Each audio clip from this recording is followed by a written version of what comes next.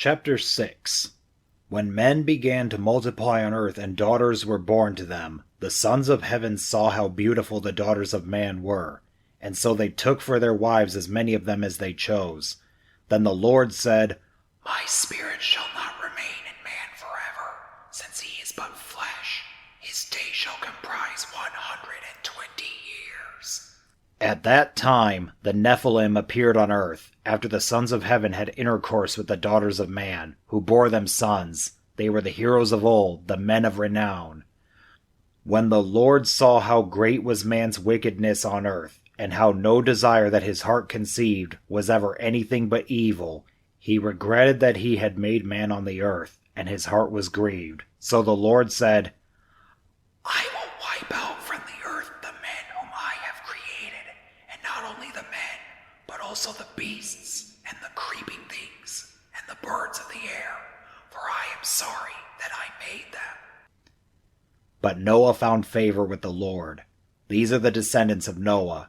Noah, a good man and blameless in that age, for he walked with God, begot 3 sons, Shem, Ham, and Japheth.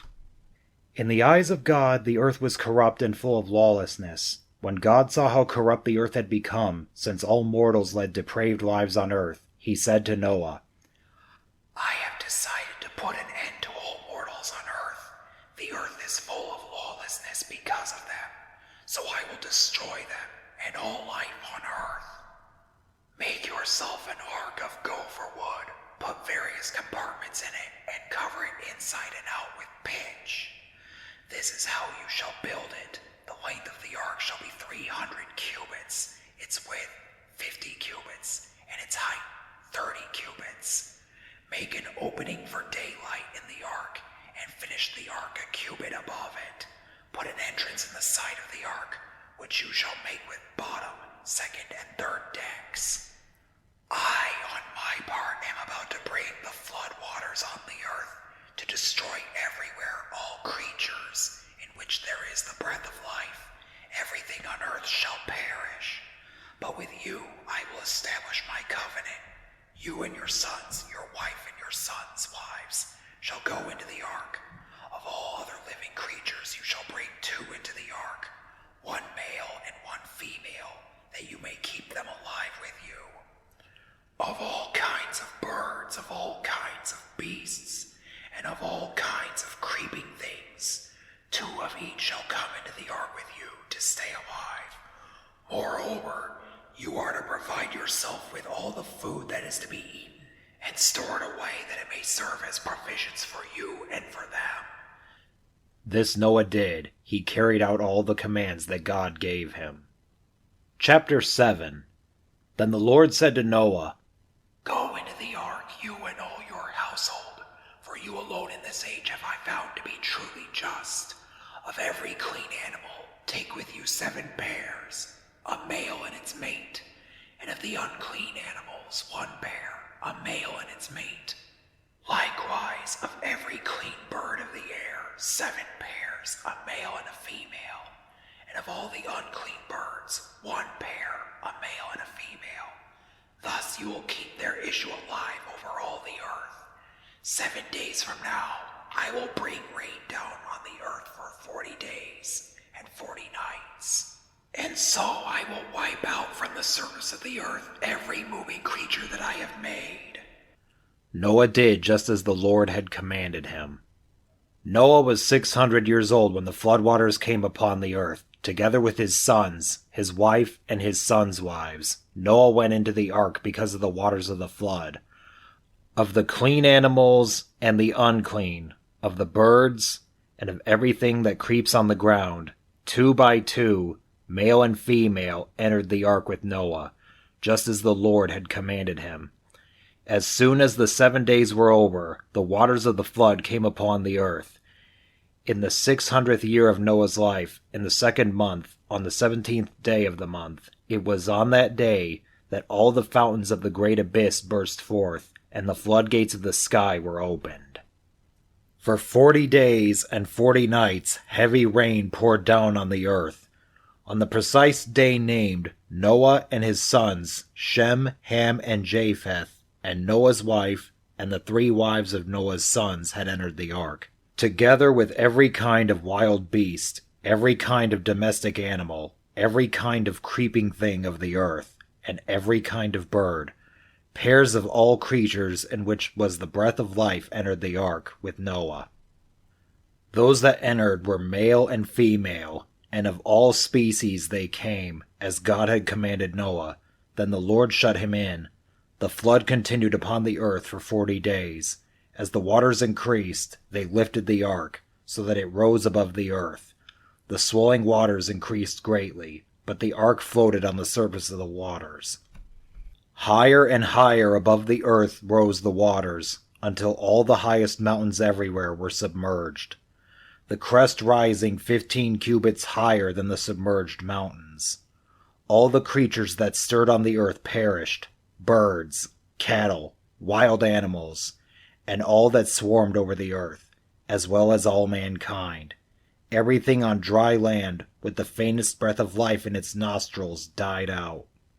The Lord wiped out every living thing on earth, man and cattle, the creeping things, and the birds of the air. All were wiped out from the earth. Only Noah and those with him in the ark were left.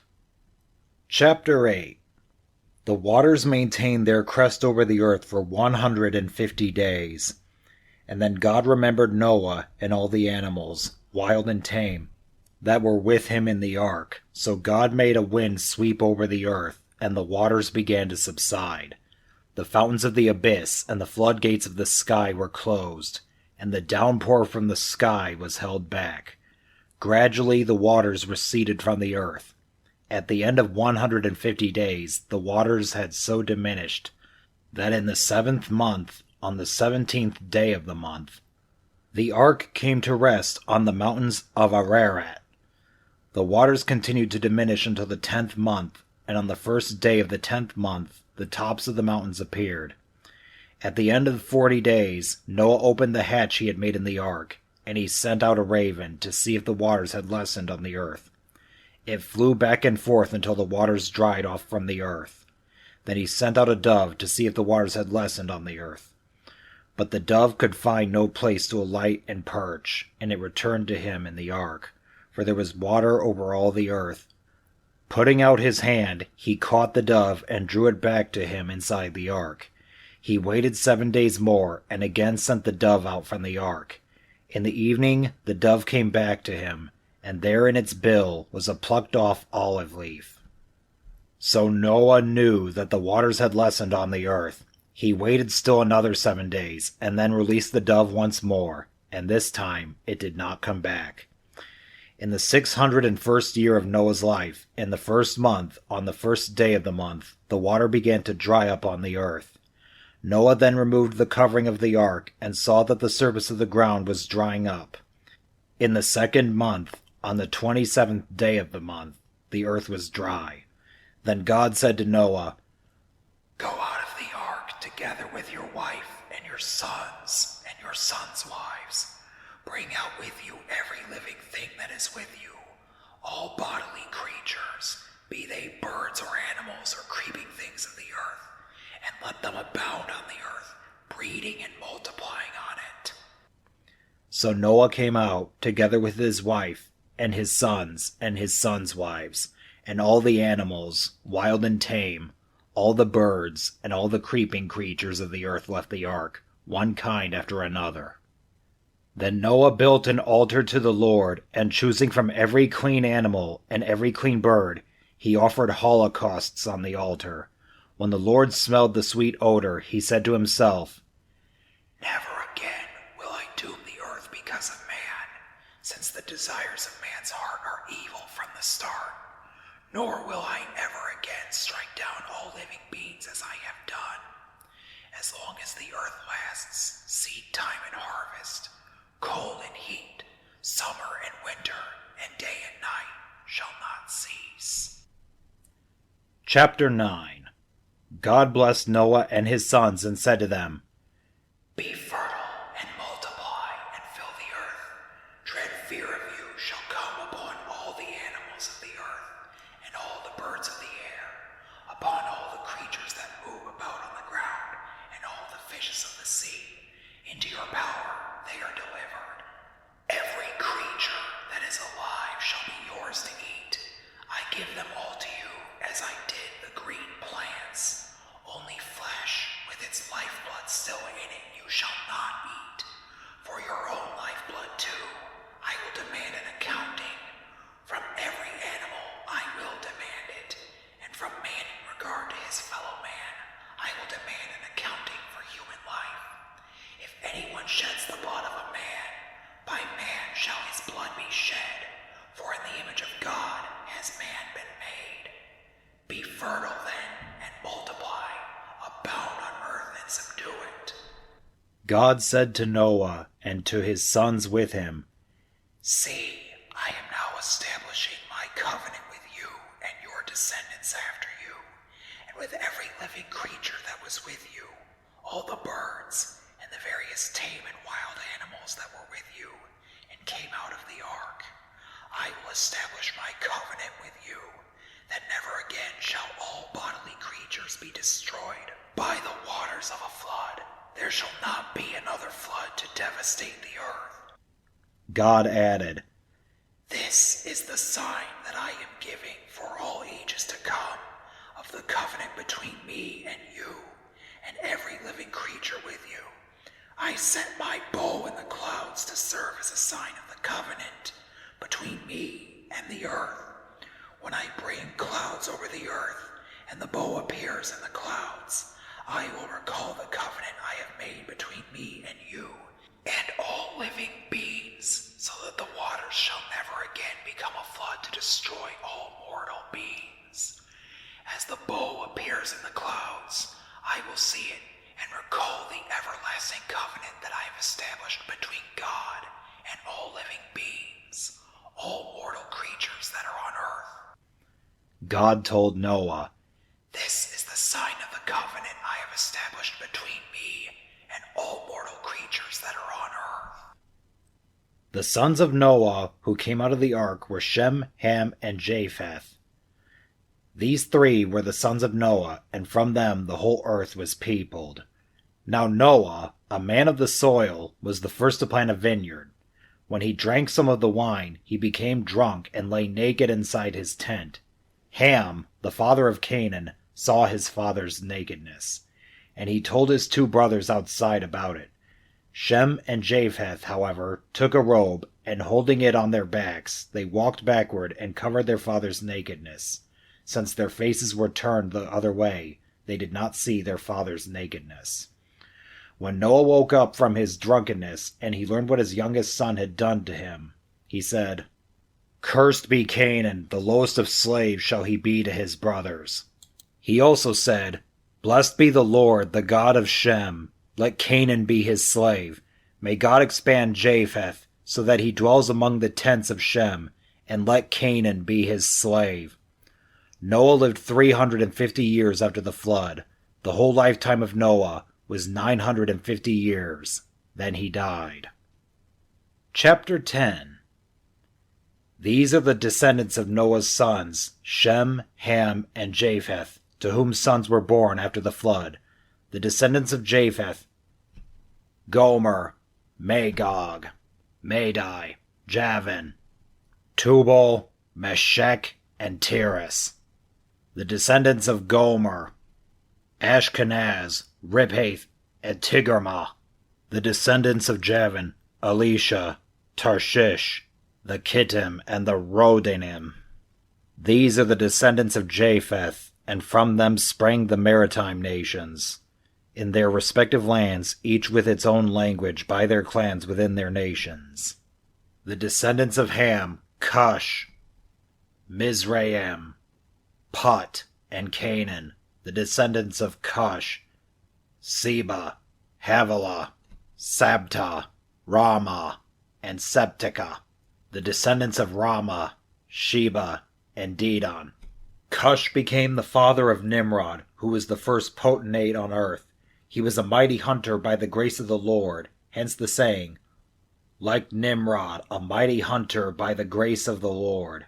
The chief cities of his kingdom were Babylon, Erech, and Akkad, all of them in the land of Shinar. From that land he went forth to Asher, where he built Nineveh, Rehoboth, and Calah, as well as Resen between Nineveh and Calah, the latter being the principal city. Mizraim became the father of Ludim, the Anamim, the Lehabim, and the Naphtuhim, the Pathrusim, the Casluhim, and the Caphtorhim, from whom the Philistines sprang. Canaan became the father of Sidon, his firstborn, and of Heth, also the Jebusites, and the Amorites, and the Girgashites, the Hivites, the Arkites, the Sinites, the Arvadites, the Zemarites, and the Hamathites. Afterward, the clans of the Canaanites spread out, so that the Canaanite borders extended from Sidon all the way to Gerar, near Gaza, and all the way to Sodom, Gomorrah, Admah, and Zeboim, near Lasha. These are the descendants of Ham, according to their clans and languages, by their lands and nations. To Shem also, Japheth's oldest brother, and the ancestor of all the children of Eber, sons were born, the descendants of Shem, Elam, Asher, Arphashad, Lud, and Aram, the descendants of Aram, Uz, Hul, Gether, and Mosh. Arphashad became the father of Shelah, and Shelah became the father of Eber. To Eber 2 sons were born. The name of the first was Peleg, for in his time the world was divided, and the name of the brother was Joktan. Joktan became the father of Almodad, Sheleph, Hazarmameth, Jerah, Hedoram, Uzal, Diklah, Obal, Abimael, Sheba, Ophir, Havilah, and Jobab. All these were the descendants of Joktan. Their settlements extended all the way to Sephar, the eastern hill country. These are the descendants of Shem, according to their clans and languages, by their lands and nations. These are the groupings of Noah's sons, according to their origins and by their nations. From these the other nations of the earth branched out after the flood.